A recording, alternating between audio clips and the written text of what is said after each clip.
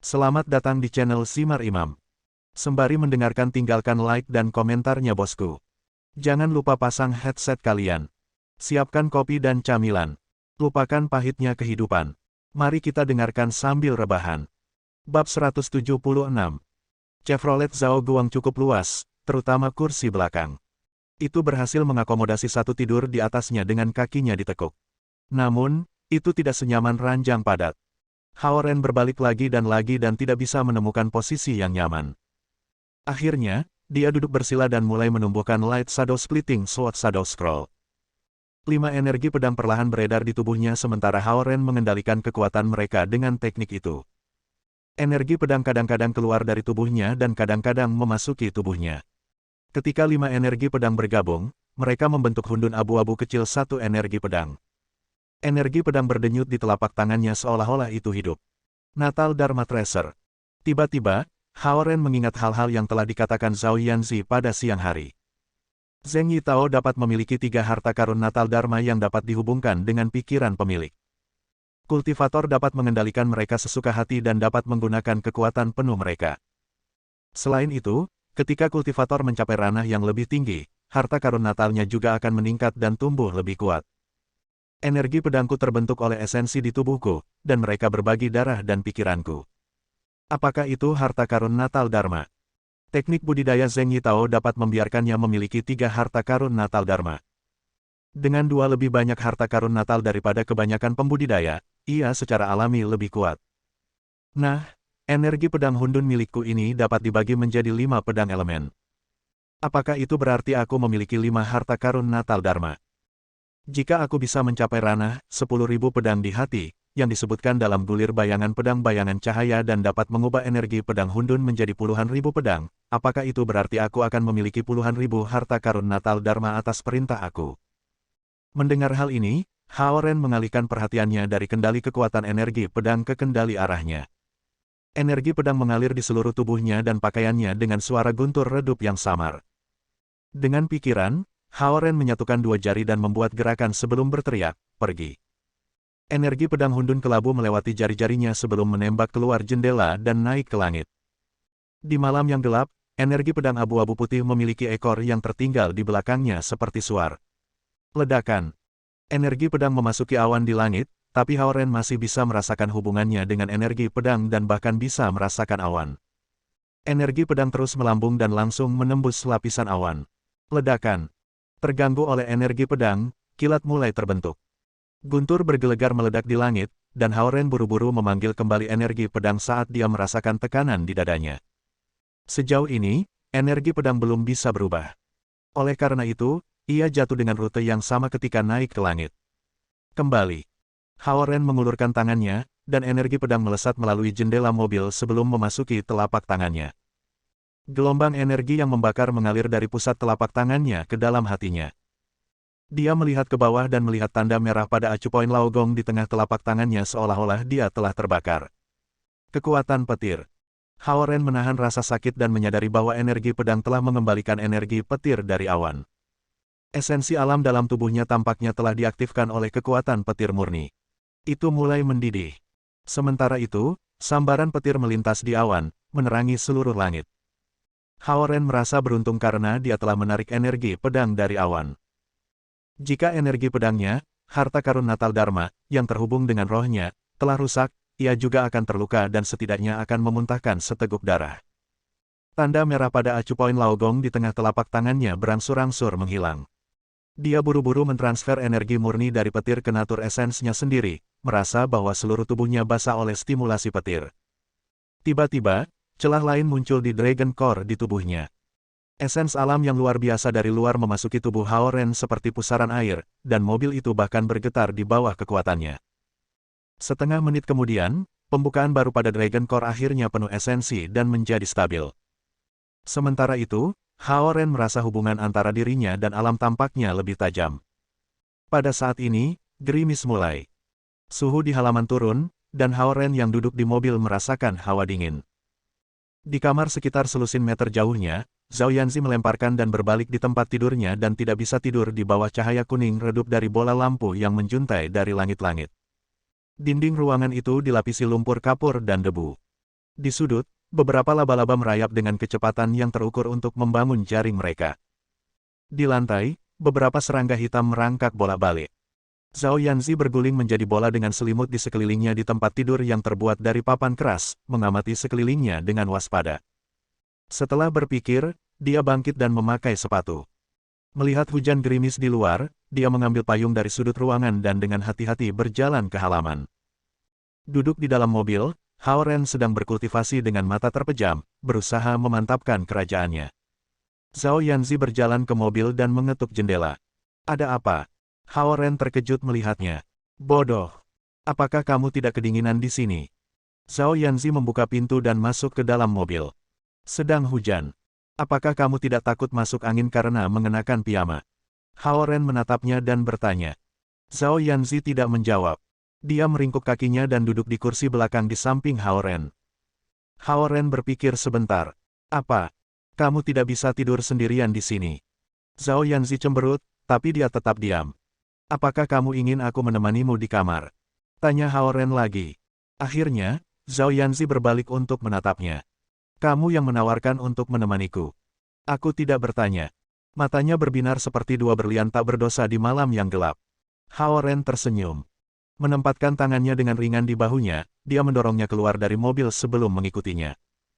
Dia mengambil bantal dari mobil dan mengangkat payung sebelum berjalan Zhao Yanzi ke kamar.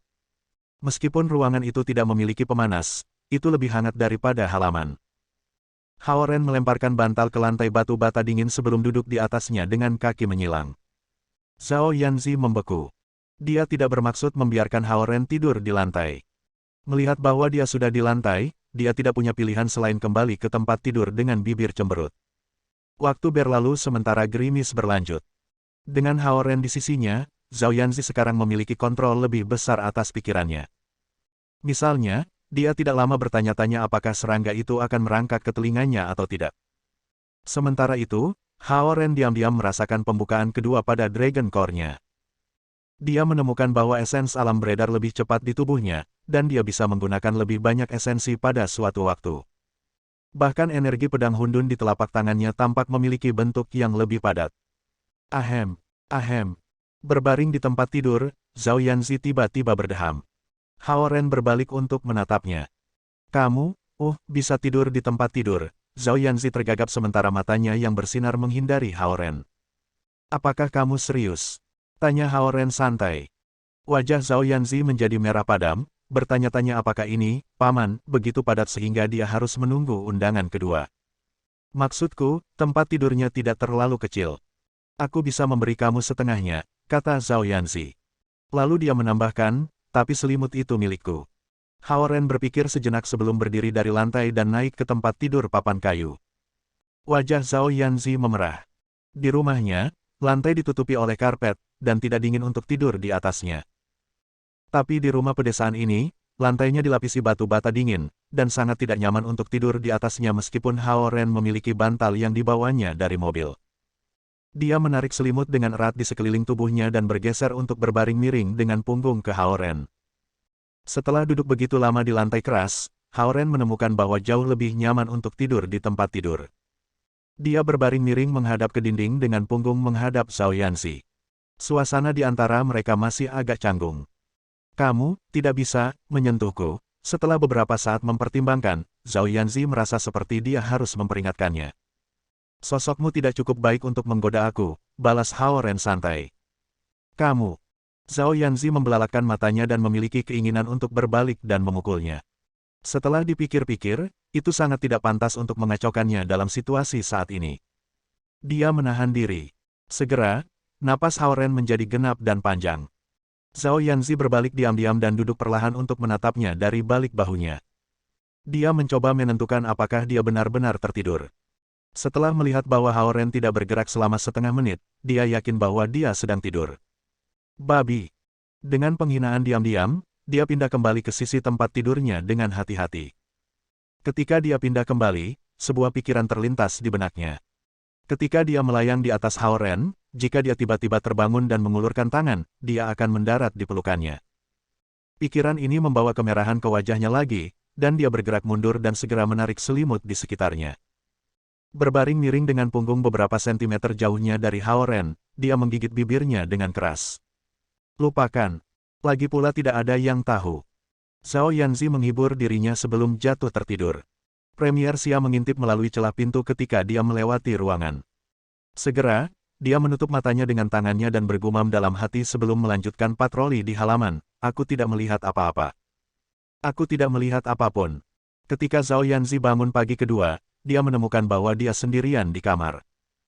Tanpa sadar, dia memeriksa selimutnya dan menyadari bahwa selimut itu masih terselip di sekelilingnya. Dia melihat ke sisi Hao Ren dan melihat sedikit penyok di tempat tidur, menunjukkan bahwa dia tidak bergerak pada malam hari. Aku pikir dia tidak akan bisa tidur. Zhao Yanzi sedikit kecewa. Dia membuka kopernya dan mengganti piyamanya. Selama waktu ini, Hao Ren berada di puncak bukit menumbuhkan bulir bayangan-bayangan membelah cahaya.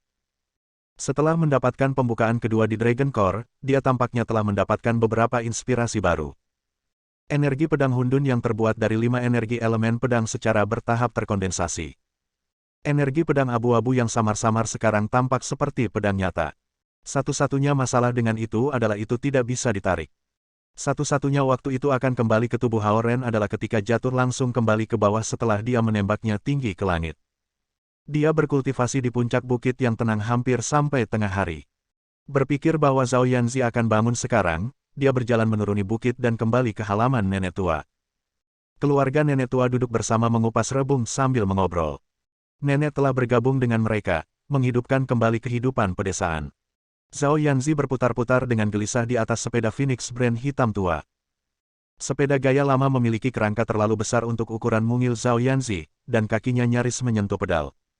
Kamu akhirnya kembali.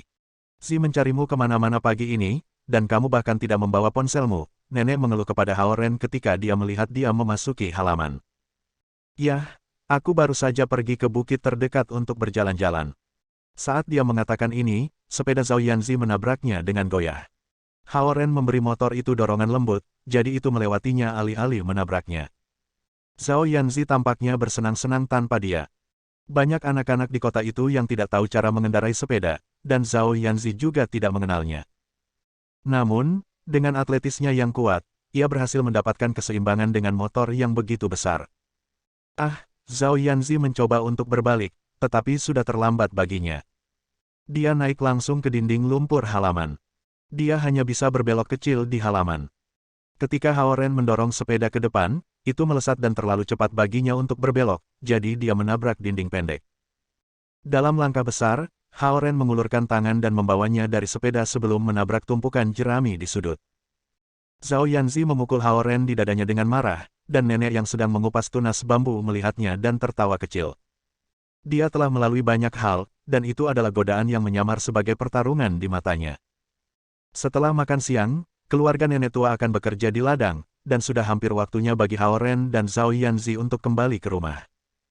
Nenek enggan membiarkan Zi pergi, tetapi dia merasa nyaman di sini dan tidak ingin kembali ke East Ocean City untuk sementara waktu.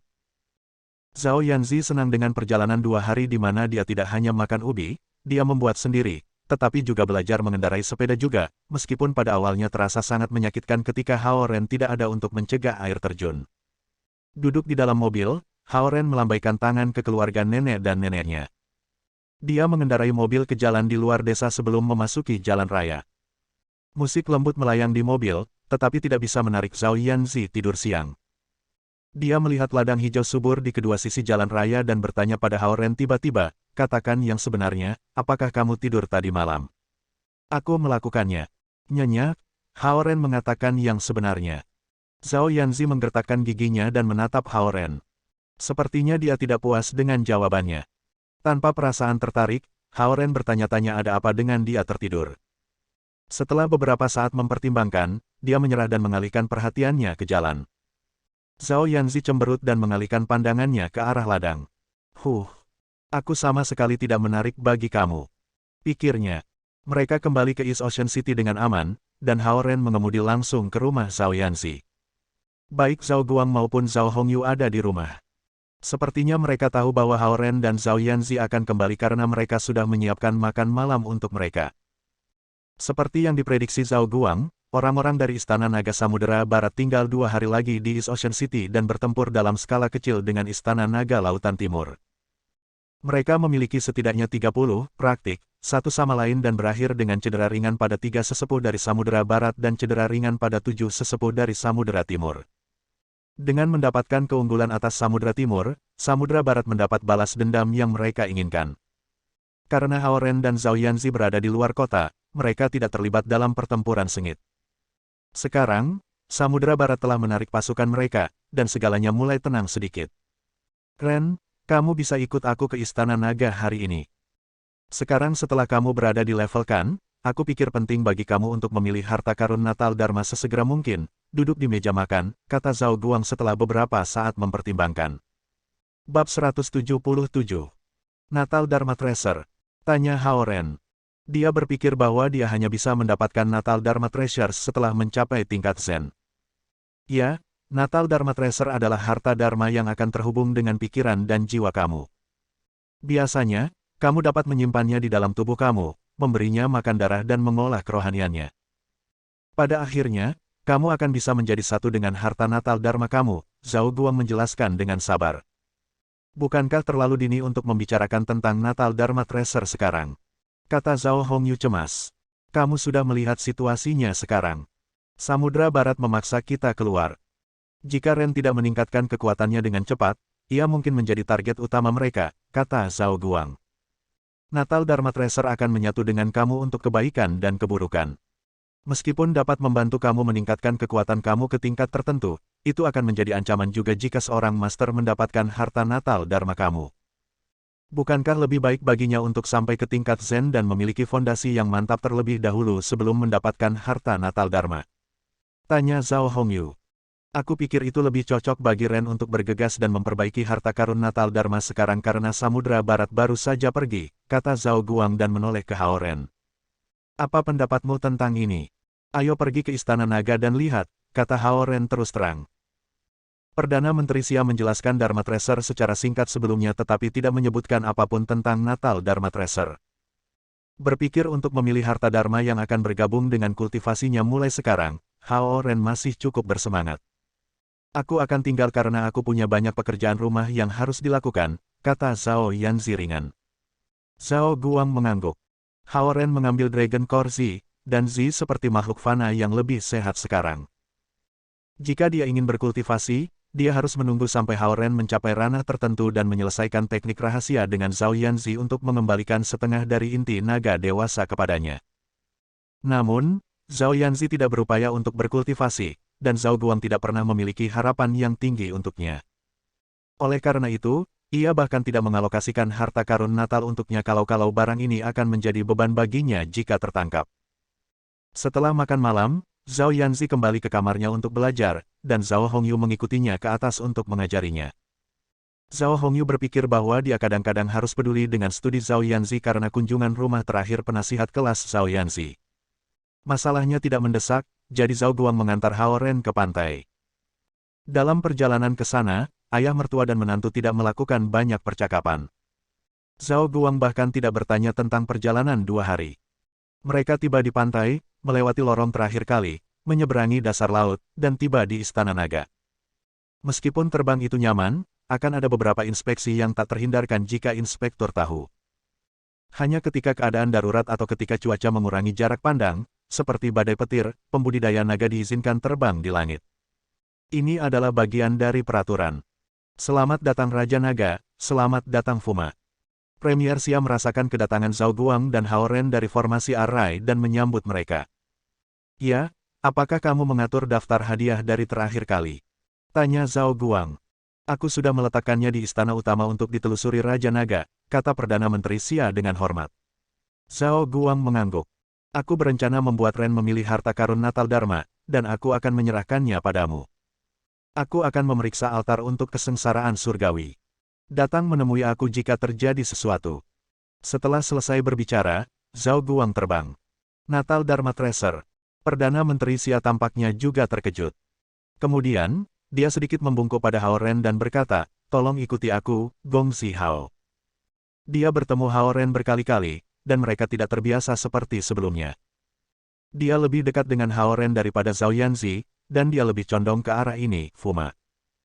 Hao Ren berpikir bahwa Perdana Menteri Xia membawanya ke Istana Harta Karun Dewa untuk memilih harta dharma, tetapi Perdana Menteri Xia membawanya ke sudut tenggara Istana Naga. Ada istana besar di sini, dan ada rumah bata biasa di sampingnya dengan taman kecil. Perdana Menteri Xia berhenti di depan pagar yang mengelilingi taman dan berteriak, "Grandmaster Qiu, kau di sana."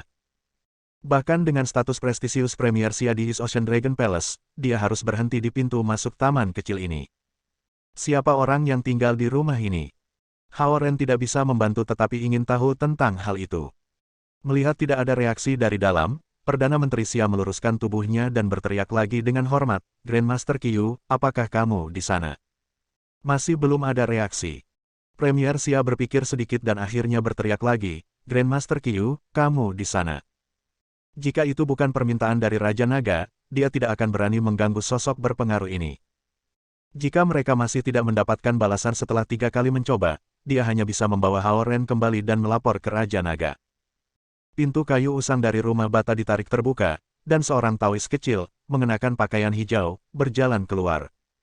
Dia tampak seperti berumur 8 hingga 9 tahun. Ada apa dengan teriakan itu? Aku sedang tidur siang. Petik 2. Perdana Menteri Xia mengecilkan lehernya dan tersenyum dengan canggung, "Daois Zen kecil, apakah tuanmu ada di sini?" "Enggak. Dia pergi keliling dunia." Anak ini menjawab dengan tidak sabar dengan sikap tidak ramah. "Kapan dia akan kembali?" tanya Perdana Menteri Xia lagi. "Aku tidak tahu," kata bocah itu sebelum berbalik dan kembali ke rumah untuk melanjutkan tidurnya. Namun, Perdana Menteri Xia bahkan tidak berani marah.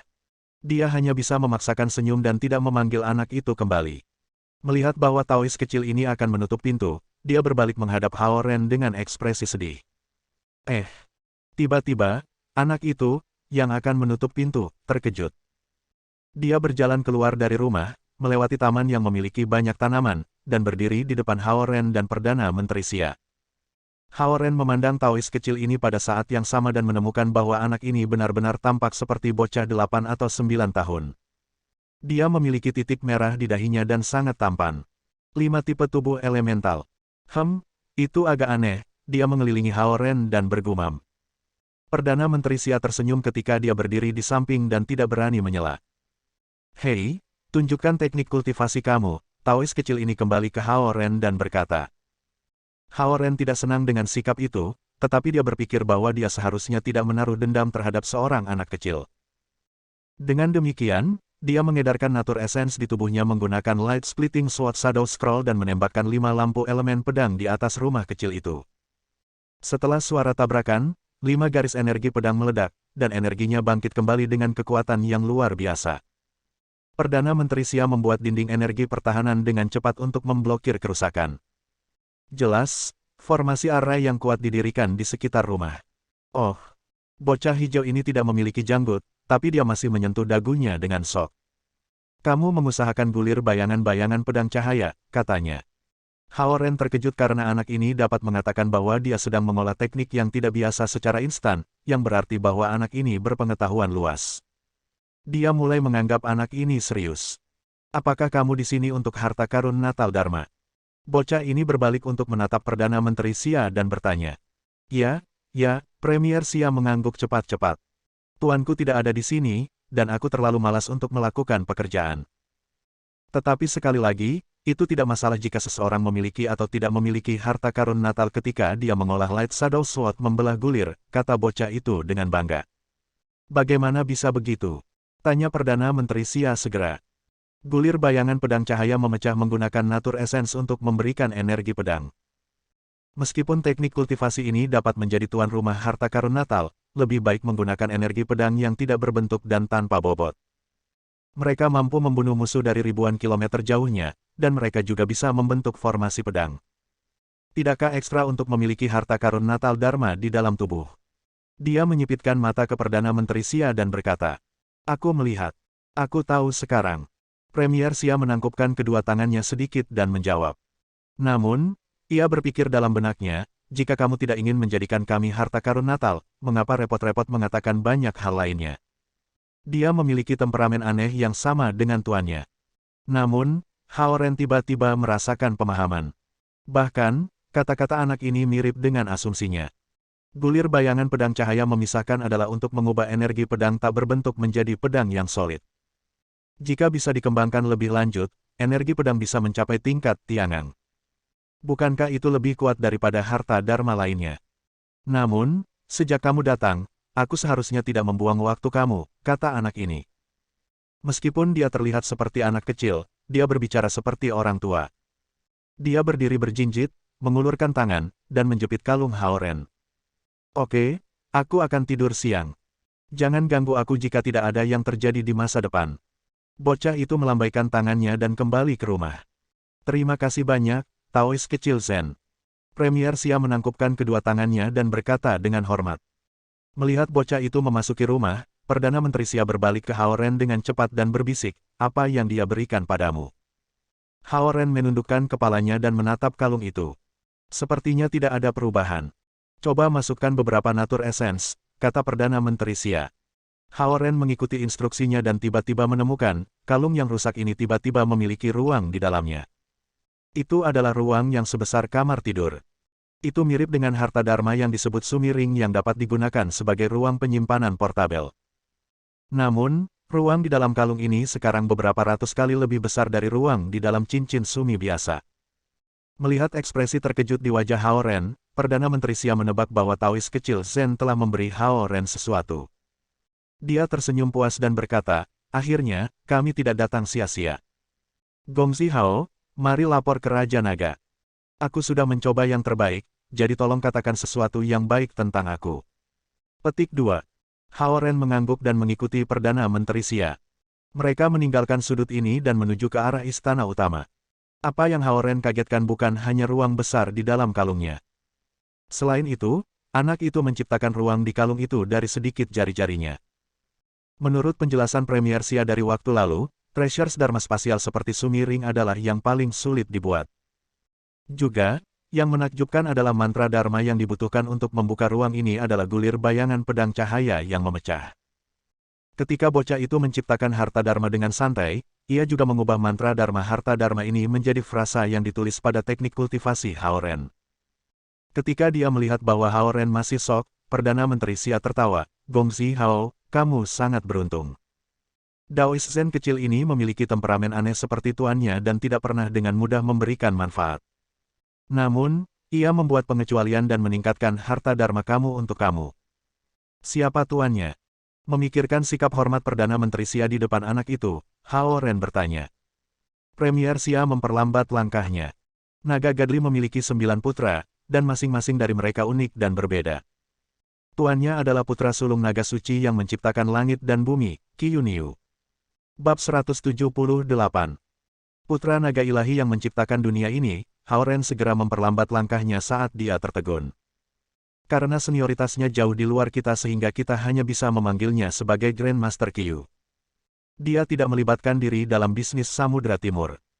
Namun, ketika dia dalam suasana hati yang baik, dia akan membuang beberapa item yang rusak, dan kami akan mengambilnya untuk koleksi kami, kata Perdana Menteri Xia. Benda yang rusak, koleksi. Itu berarti bahwa bendahara Dharma canggih yang bersinar yang ditampilkan di Istana Harta Karun Dewa semuanya dibuang oleh Grandmaster Qiyu. Grandmaster ini menemukan tempat yang tenang di Istana Naga Lautan Timur untuk hidup, dan ia memberi Istana Naga ini, Dharma Treasures cacat, sebagai pembayaran kembali. Karena pencipta harta Dharma yang paling kuat berada di Samudra Timur memiliki jumlah harta karun Dharma tertinggi di antara 4 klan naga laut.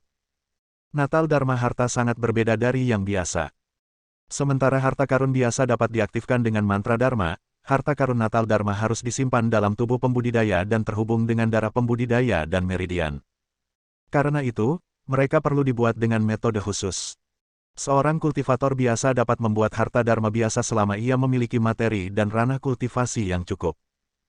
Namun, Natal Dharma Treasures hanya dapat dibuat oleh pencipta harta karun Dharma khusus karena masalah kecil di dalamnya akan berakibat fatal bagi para pembudidaya, Premier Xia menjelaskan dalam perjalanan. Hari ini, dia membawa Haoren ke rumah kecil untuk mencoba peruntungannya. Biasanya, para tetua di Samudra Timur tidak akan berani menyusahkan Grandmaster kuno ini, yang dapat dianggap sebagai leluhur mereka, dengan memintanya untuk menjadikan mereka harta karun Natal Dharma.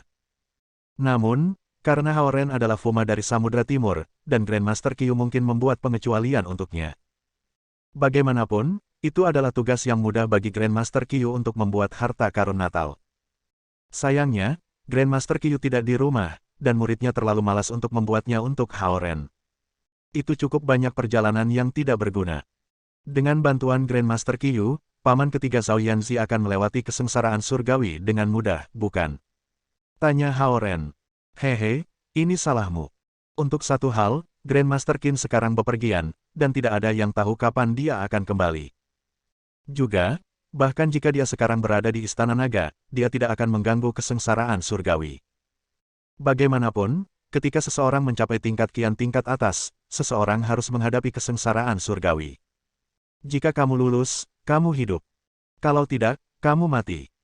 Itu adalah salah satu hukum alam, dan Grandmaster Qiu tidak akan pernah mengganggu itu. Setelah jeda, Perdana Menteri Xia melanjutkan, selain itu, jika kamu adalah Grandmaster Qiu yang telah hidup selama puluhan ribu tahun, kamu tidak akan peduli apakah seorang junior bisa melewati kesengsaraan surgawi atau tidak. Jika dia peduli, dia akan menjadi orang yang sangat sibuk dalam puluhan ribu tahun terakhir. Hao Ren mengangguk diam-diam. Memang, nasib Zhao Kuo sangat penting bagi Samudra Timur. Namun, itu masalah sepele di mata Grandmaster Qiu. Itu berarti bahwa jika terjadi perang antara Samudra Timur dan Laut Barat dan ada banyak korban, itu akan tampak seperti permainan anak-anak untuk Grandmaster Qiu, dan dia tidak akan cukup peduli untuk campur tangan. Perdana Menteri Xia dan Hao Ren kembali ke istana utama dan tidak melihat Zhao Guang. Mengetahui bahwa dia akan berada di altar, Perdana Menteri Xia membawa Hao Ren untuk menemukannya di sana. Altar itu terletak di wilayah timur laut Istana Naga. Meskipun Hao Ren secara mental mempersiapkan dirinya untuk itu, dia heran ketika melihat altar. Sebesar 4 lapangan sepak bola resmi, altar dibangun dengan sepotong batu giok yang lebih murni dari marmer putih. Ada banyak lapisan di sana, dan setiap lapisan diukir dengan pola yang rumit. Selain itu, kristal berwarna-warni tergabung di lokasi-lokasi penting, dan seluruh altarnya luar biasa. Tidak diragukan lagi, pola yang terukir di altar, pada kenyataannya, formasi arai canggih. Menilai dari persiapan hebat yang dibuat oleh klan Naga Laut Timur untuk kesengsaraan surgawi Zhao Kuo, Hao Ren tahu acara itu dalam waktu setengah bulan akan menyenangkan dan menakjubkan. Bagaimana hasilnya? Zhao Guang sedang memeriksa detail menit terakhir dari altar. Ketika dia melihat Hao Ren dan Perdana Menteri Xia, dia berjalan mendekat dan bertanya. Grandmaster Qiu keluar, dan hanya muridnya yang ada di rumah. Akan tetapi, Daois kecil Zen tidak ingin membuat harta karun Natal Dharma untuk Fuma, dan dia mengatakan bahwa Fuma tidak membutuhkannya dengan teknik kultivasinya, jawab Perdana Menteri Xia. Yah, kita tidak bisa memaksa mereka jika mereka tidak mau membantu. Wajah Zhao Guang jatuh. Jelas, dia juga tidak percaya sedikit kata-kata Daois Zen. Harta karun Natal Dharma akan tumbuh dan naik level bersama pembudidaya. Tampaknya, kultivator akan berada pada posisi yang kurang menguntungkan jika dia menemukan lawan yang memiliki lawan. Selain itu, Zhao Guang telah melihat energi pedang lemah Hao Ren dan tahu bahwa Hao Ren mengalahkan Qin Shaoyang karena dia mendapat bantuan rahasia dari tetua yang berada di pesta itu. Paman, kupikir bocah itu benar. Jika aku bisa menguasai gulir bayangan-bayangan membelah cahaya, energi pedangku bisa bertarung dengan Dharma Treasures. Dalam jangka panjang, tidak baik bagi aku untuk memiliki harta karun Natal Dharma. Juga, Perdana Menteri Xia melakukan yang terbaik. Melihat ekspresi mengkhawatirkan di wajah Zhao Guang, Hao Ren berusaha menghiburnya. Kamu benar. Mungkin aku terlalu tidak sabar. Ada beberapa harta karun Dharma yang bagus di Istana Harta Karun Gadli. Jika suka, kamu dapat memilih satu atau dua. Tanpa batasan gelang Gunung Tai, kamu bebas menggunakan Dharma Treasures, kata Zhao Guang. Dia bermaksud mengatakan bahwa beberapa harta karun Dharma di Istana Harta Karun Gadli dapat digunakan sebagai harta karun Natal meskipun mereka tidak sekuat yang dibuat oleh Grandmaster Qiu sendiri. Setelah dipikir-pikir, ia memutuskan untuk tidak melakukannya karena mungkin terlalu terburu-buru. Berpikir bahwa kalung itu cukup baginya untuk belajar, Hao Ren menggelengkan kepalanya dan berkata, aku tidak membutuhkannya sekarang.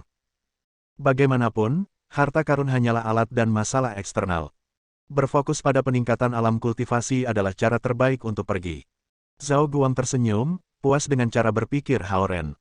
Dia menoleh ke Perdana Menteri Xia dan berkata, kamu bisa menemani Ren kembali ke darat. Aku akan tinggal di sini selama beberapa hari untuk memastikan bahwa altar ini dipersiapkan dengan baik untuk kesengsaraan surgawi saudara aku yang berjarak kurang dari setengah bulan lagi. Petik 2. Ya, Yang Mulia. Perdana Menteri Xia menjawab dengan hormat. Hal lain. Kamu diizinkan pergi ke darat lebih sering. Samudra Barat tidak akan bahagia, dan mereka pasti akan kembali. Karena medan perang akan sebagian besar di darat, kamu harus membiasakan diri dengan itu. Zhao Guang menginstruksikan. Premier Xia membungkuk.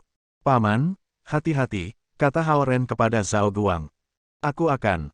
Zhao Guang mengangguk sebelum berjalan ke sisi lain altar untuk memeriksa. Saat Hao Ren dan Premier Xia pergi, Zhao Guang berbalik dan menatap Hao Ren.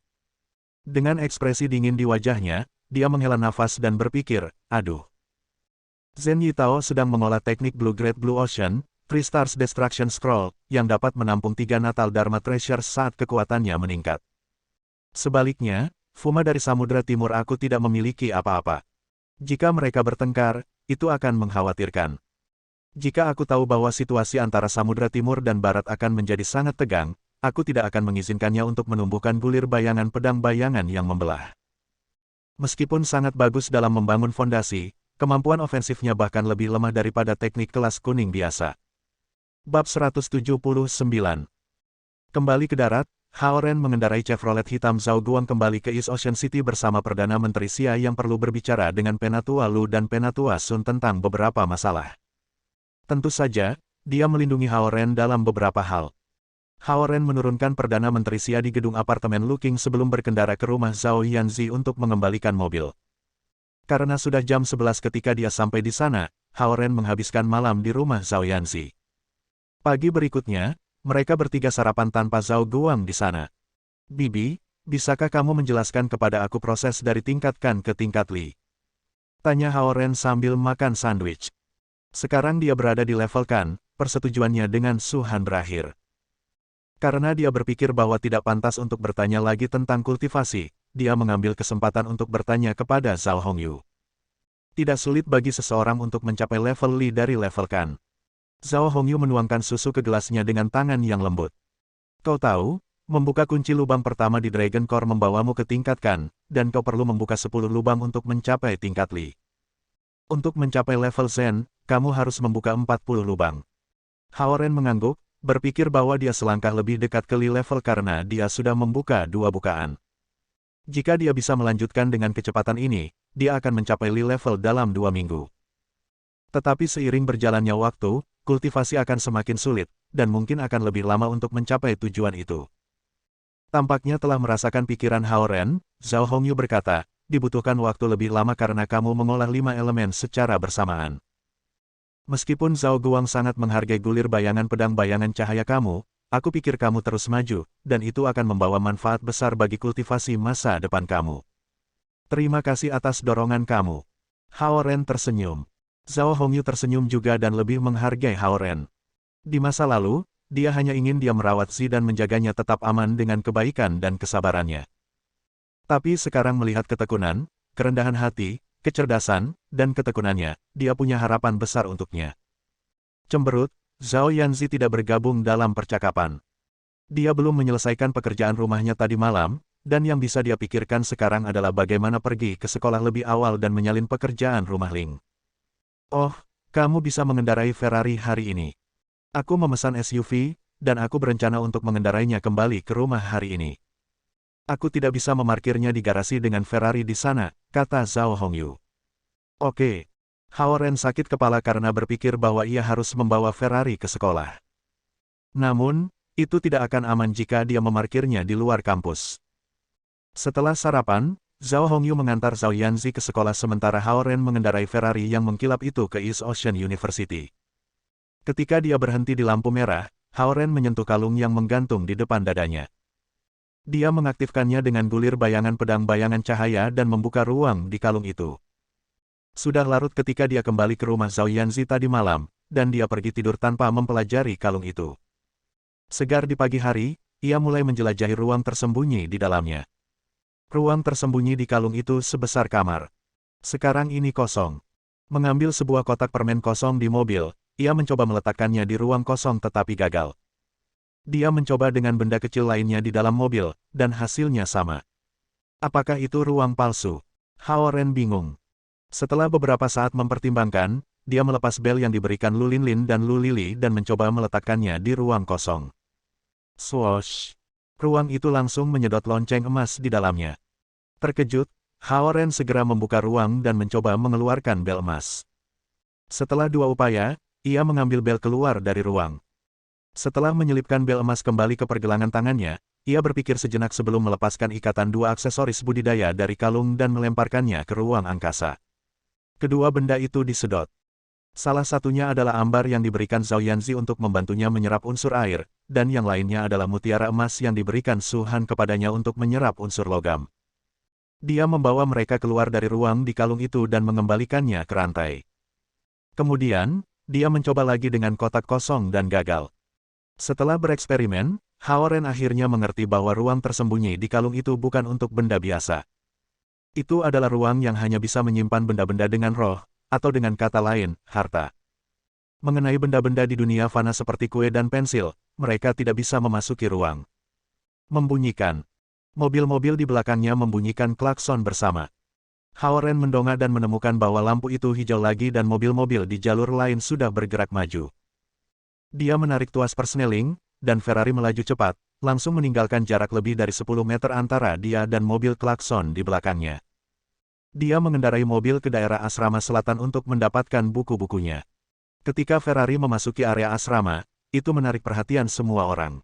East Ocean University tidak kekurangan siswa kaya. Beberapa hari yang lalu, Huang Suji baru saja memamerkan Mercedes-Benz S350-nya di sekolah. Namun, tidak ada yang berharap bahwa seseorang akan mengendarai Ferrari ke sekolah. Sudah jelas siapa yang lebih menarik. Tentu saja, Hao Ren tidak ingin menarik perhatian.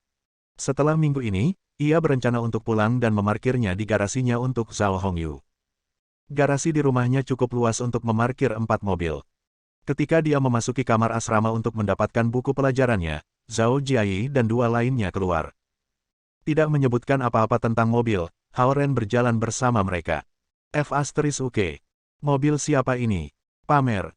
Melihat Ferrari yang diparkir di pintu masuk asrama, Zhao Jiayi adalah yang pertama berteriak. Berapa biayanya? Siapa pria yang membawa mobil seperti itu ke sekolah? Itu pasti akan mengesankan gadis-gadis. Sambil menyelipkan buku-buku di bawah lengannya, Zhou Liren berjalan mendekat dan menyentuhnya dengan hati-hati sebelum sebuah pikiran muncul di benaknya. Tidak. Ini adalah bangunan asrama pria. Itu harus diparkir di depan gedung asrama wanita jika dia ingin membuat mereka terkesan. Cao Ronghua berjalan berkeliling untuk mengintip piring sebelum melihat mobil secara detail. Mobil ini terlihat cukup familiar. Berbunyi. Lampu mobil menyala tiba-tiba. Zhou Liren, yang telah menyentuhnya, segera melompat kembali, berpikir bahwa ia telah mengaktifkan alarm dengan menyentuhnya. Mereka terkejut ketika mereka melihat Hao Ren melemparkan tasnya ke ruang penyimpanan di mobil sebelum membuka pintu samping pengemudi dan masuk ke mobil sport convertible. F*UK. Zhao Jiayi, Zhou Liren, dan Cao Ronghua berteriak pada saat bersamaan. Aku punya ruang untuk salah satu dari kamu. Duduk di depan kemudi, Hao Ren menoleh ke mereka dan berkata. Zhao Jiayi bereaksi paling cepat. Dia mendorong Zhou Liren dan Cao Ronghua ke samping sebelum menarik membuka pintu dan masuk ke kursi di samping Hao Ren. Aku juga. Aku juga. Zhou Liren meletakkan satu kaki di mobil dan berteriak. Pergi. Pergi. Kamu akan menjadi yang berikutnya. Zhao Jiayi mendorongnya keluar. Hao Ren tertawa kecil dan menyalakan mobil, meninggalkan Zhou Liren dan Cao Ronghua. F*UK. Kamu kaya. Duduk di mobil, Zhao Jiayi tidak bisa menahan kegembiraannya. Mobil melaju keluar dari area asrama dan ke kampus. Hao Ren hanya mengangguk dengan senyum sebagai respons terhadap Zhao Jiayi, dan barang curiannya tampak palsu di mata Zhao Jiayi. Perasaan mengendarai Ferrari memang berbeda. Meskipun mereka mengemudi perlahan-lahan di sekitar kampus, Zhao Jiayi sangat menikmatinya ketika gadis-gadis di jalan melirik mereka. Xie Yujia mengendarai sepeda di depan mereka. Dia melirik Ferrari ketika melewatinya, dan dia membeku ketika melihat bahwa pengemudi itu adalah Hao Ren. Hao Ren melihat Xie Yujia di kaca spionnya. Berpikir bahwa itu bukan ide yang baik untuk menghentikan mobil dan berbicara dengannya, dia terus pergi ke gedung akademik C. Dengan enggan, Zhao Jiayi melompat turun dari mobil, berpikir bahwa itu akan luar biasa jika dia bisa mengendarainya. Namun, di antara orang-orang di asrama mereka, hanya Hao Ren yang memiliki SIM, dan Zhao Jiayi tidak pernah mengendarai mobil selain bermain game balap di komputer. Para siswa yang datang dan pergi dari gedung akademik C melihat Hao Ren dan Zhao Jiayi turun dari Ferrari, dan Zhao Jiayi sangat menikmati tatapan jijik dan iri mereka. Zhao Jiayi biasanya jijik dengan perilaku anak-anak kaya, tetapi dia merasa berbeda ketika dia adalah orang yang mendapat kelas di Ferrari. Dengan remote control, Hao Ren mengunci mobil dan mengangkat atap. Zhao Jiayi iri dengan ini, dan dia juga menyesal bahwa dia tidak bisa mengendarainya bahkan jika dia bisa mendapatkan kunci dari Hao Ren. Mereka memasuki ruang kelas. Tak lama, Xie Yujia, Zhou Liren, Cao Ronghua, dan lainnya masuk ke ruangan. Zhou Liren dan Cao Ronghua berlari mendekat, masih terengah-engah. Katakan yang sebenarnya. Apakah kamu, seorang pria kaya wanita kaya? Petik 2. Dari tampangnya, dia berlari mengejar Ferrari ke kelas. Oke, aku akan berhenti mengacaukanmu. Seseorang meminjamkan mobil kepada aku, dan aku akan mengembalikannya setelah minggu ini, kata Hao Ren. Bagaimana bisa seseorang meminjamkanmu Ferrari begitu saja? Zhou Liren membelalakkan matanya. Kapan kamu membuat teman yang begitu kaya? Hao Ren tersenyum dan mengabaikan pertanyaannya. Cao Ronghua tenggelam dalam pikirannya. Apakah itu mobil yang dikendarai wanita kantor cantik itu? Pada pengingat ini, Zhou Liren mengingatnya juga. Kanan. Kecantikan itu pernah mengendarai Ferrari untuk menjemputmu. Tidak heran itu terlihat akrab. Mengetahui bahwa mereka mengacu pada Zhao Hongyu, Hao Ren tidak menyangkal dan berkata, ya. Aku meminjam mobil untuk sementara waktu. Petik 2. Kamu memang disimpan, Zhou Liren berteriak. Hao Ren menutup mulutnya, tahu apa yang akan dikatakannya. Xie Yujia melihat kembali ke kelompok yang berisik. Melirik Hao Ren, dia menghela nafas sedikit. Ketika mata Hao Ren bertemu dengan tatapan Xie Yujia yang jelas, hatinya berdetak kencang. Presiden kelas menatapmu lagi. Kamu benar-benar menawan dengan Ferrari itu. Zhou Liren menabrak Hao Ren dengan tangannya dan berkata. Hao Ren tersenyum tanpa daya, mengetahui bahwa mereka tidak akan pernah mengerti Xie Yujia. Bab 180. Setelah kelas pagi, Cao Ronghua, Zhou Liren, dan Zhao Jiayi berlari menuruni gedung seperti tiga siswa sekolah menengah yang bersemangat karena pemenang lomba akan mendapatkan kesempatan untuk duduk di Ferrari Hao Ren. Teman sekelas lainnya juga tahu bahwa Hao Ren telah mengendarai Ferrari ke sekolah, dan mereka semua turun untuk melihatnya. Duduk di barisan depan, Xie Yujia diam-diam mengepak barang-barangnya dan tidak ingin bergabung. Segera, hanya Hao Ren dan Xie Yujia yang tersisa di kelas sementara yang lain semua di lantai bawah memeriksa Ferrari. Mobil bukan milikku, Hao Ren menjelaskan kepada Xie Yujia. Kelas itu kosong sekarang.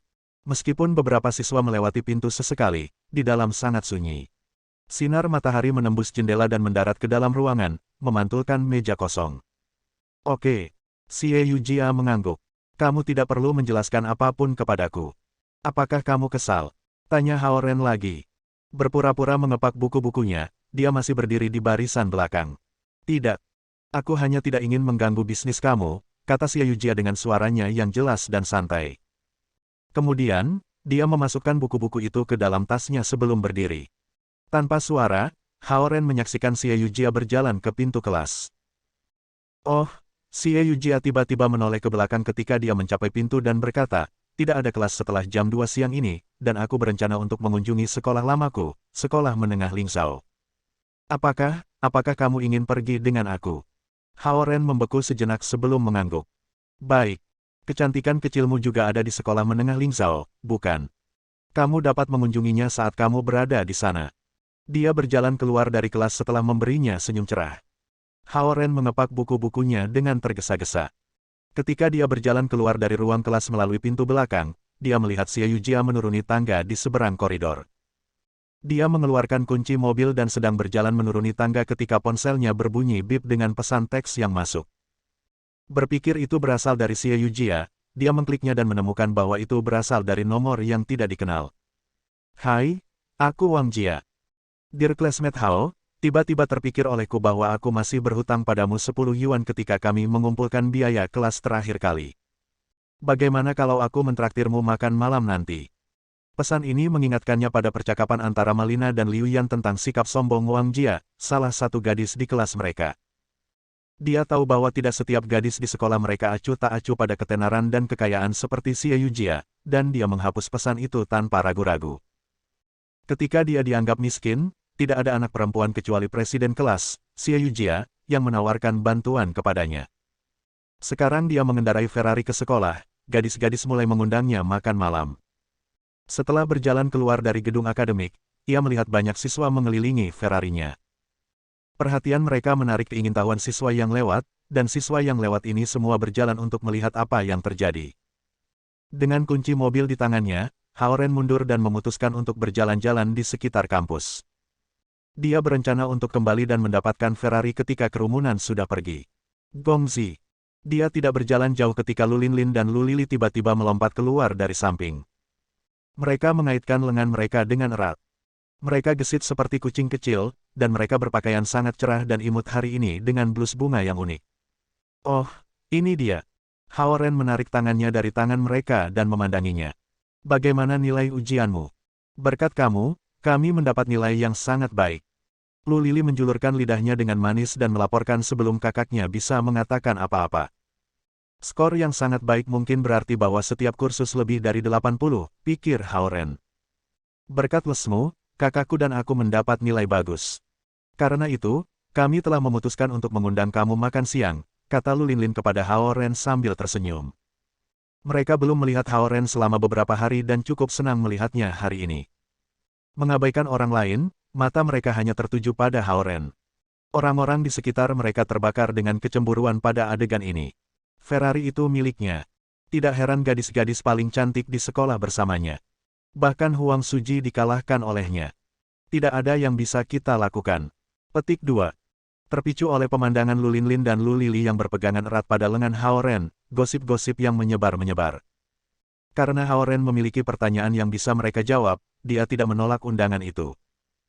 Ketika dia berjalan bersama mereka menuju lapangan Hongji, dia berkata, beberapa hari yang lalu, aku secara tidak sengaja melepaskan energi pedang ke langit, dan itu membawa kembali beberapa energi petir yang tampaknya membantu budidaya aku.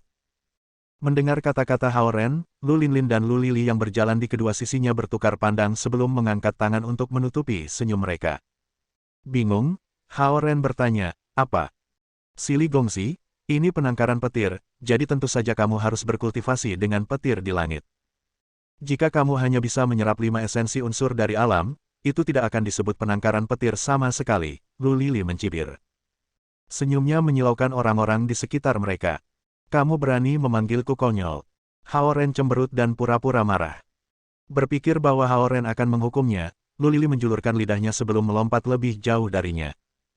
Adegan itu memicu gelombang kecemburuan di antara orang-orang yang ada di sekitar mereka. Gongzi, sebenarnya, kami datang kepada kamu untuk menanyakan sesuatu. Lu Linlin bergerak lebih dekat ke Haoren dan berbisik. Apa itu? Tanya Haoren. Untuk sesaat pagi ini, kami tiba-tiba kehilangan kontak dengan Bel, tetapi kontak itu segera kembali. Kami terkejut tetapi tahu bahwa kamu tidak dalam bahaya. Kami baru saja datang untuk memeriksamu, kata Lu Linlin.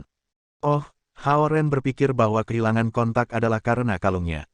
Tadi malam, aku pergi ke Istana Naga dan mendapatkan ruang tersembunyi yang melekat pada kalung itu. Bahkan, aku akan menanyakan sesuatu tentang hal itu kepada kamu. Mengapa hanya harta karun Dharma atau barang-barang dengan esensi alam yang dapat disimpan di ruang tersembunyi, dan benda-benda dari dunia fana tidak dapat diletakkan di sana? Petik 2. Sebenarnya, semua harta karun Dharma termasuk yang memiliki ruang tersembunyi di dalamnya adalah kombinasi dari formasi susunan. Lu Linlin menjelaskan, untuk harta karun Dharma tingkat atas, ada formasi susunan-susunan yang relatif lebih rumit. Ada formasi array yang lebih sederhana dan lebih sedikit di yang low tier. Harta Dharma yang berbeda memiliki fungsi yang berbeda. Mereka diputuskan oleh bahan dan formasi array. Faktanya, pencipta harta Dharma yang hebat tidak hanya bisa menghancurkan harta Dharma dengan mudah tetapi juga membuat Dharma harta dengan materi yang mahir juga. Harta karun Dharma seperti cincin sumi hanya bisa menyimpan harta karun alam yang sebenarnya. Tempat penyimpanan di dalam harta Dharma ini bukan ruang nyata. Mereka harus merasakan fluktuasi esens alam dari suatu objek sebelum mereka bisa menyimpannya. Objek-objek tanpa natur esens tidak dapat membentuk koneksi dengan formasi array di Dharma Treasures, sehingga mereka tidak dapat disimpan di ruang tersembunyi. Mendengar penjelasan terperinci Lu Linlin, Haore mengangguk, akhirnya memahami kekuatan besar anak muda itu. Taois muda itu adalah seseorang yang bisa membuat ruang tersembunyi sesuka hati.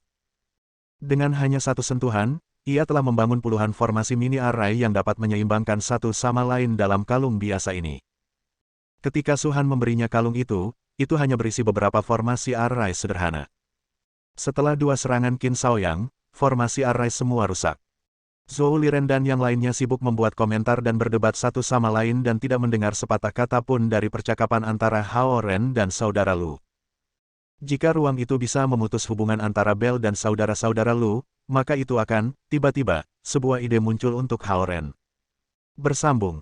Nantikan bab selanjutnya bosku.